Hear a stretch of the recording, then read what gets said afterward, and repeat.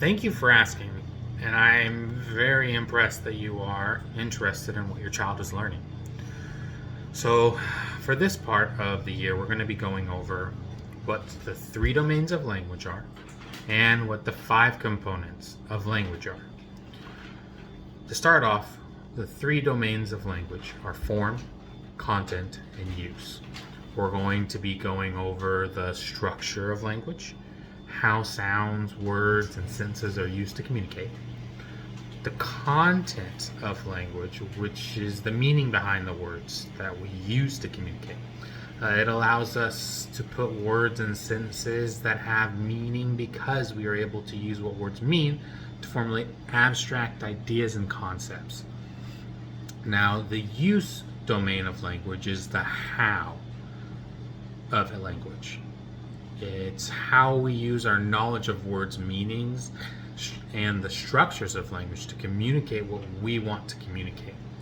It's also how we use language in social interactions. For instance, I would interact and communicate and use my language differently with you than I would your child or with another colleague of mine.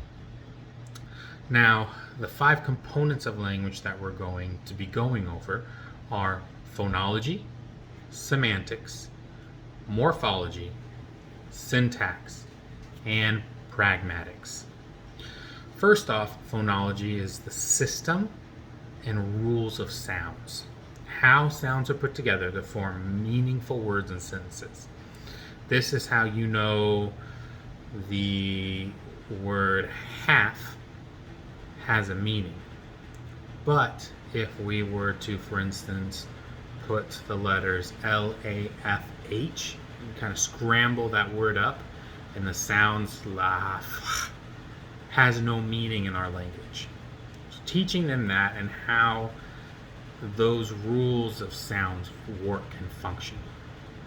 Secondly, we'll be going over semantics. Now, this is more detailed of the meaning of words. Priorly we talked about content. Semantics allows us to form complex new sentences to convey our ideas to another person. And that's because we have an underlying understanding of what each word means and how it can be used with other words to convey the idea that we want to convey to that other person.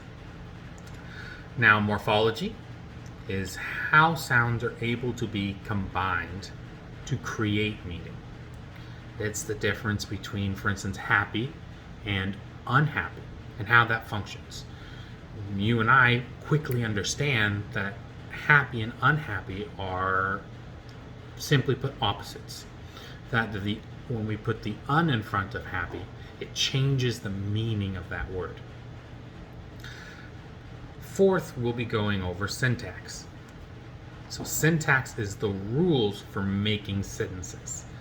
This is helping them understand that sentences have specific structures so that they can use the knowledge of those specific structures to form sentences using words that perhaps they haven't prior heard in a sentence in that exact way.